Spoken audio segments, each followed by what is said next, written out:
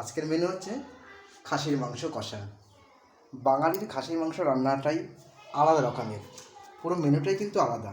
এই যে রয়েছে মিক্সে বিভিন্ন রকম এখানে মশলা দিয়ে মিক্স করা আছে, সিক্রেট।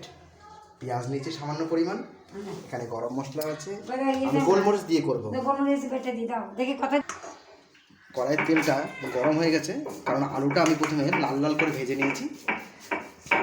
এবার পেঁয়াজটা একটু হালকা লাল লাল করে ভাজবো। এর মধ্যে আমি গরম মশলাটা প্রথমেই দিয়ে রান্না করবো, এটা অন্য রকমের রান্না। গরম মশলাটা প্রথমেই দেবো।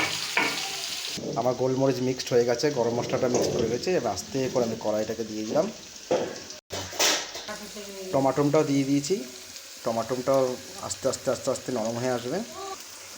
মশলা দিয়ে দিয়েছি কড়াইয়ে। এবার মশলাটাকে আমি ভালো করে নাড়বো এবং একটু ভাজা ভাজা করে নেব। পরিমাণ মতো একটু লবণ দিয়ে দিলাম, যাতে মশলাটা লবণের ভাবটা থাকে।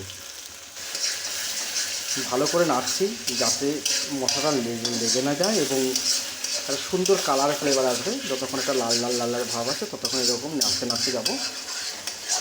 মশলাটা পুরো ভাজা হয়ে গেলেই তারপরে আমরা এখানে মাংসটা চাপিয়ে দেবো।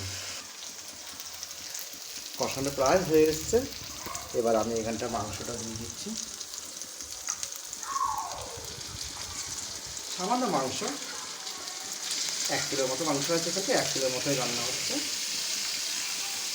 এবার যত আপনি মাংস বেশি দেবেন তত মশলা বেশি দিতে হতে পারে। এবার আমি সুন্দর করে মাংসটাকে মশলার সঙ্গে খাইয়ে নেব।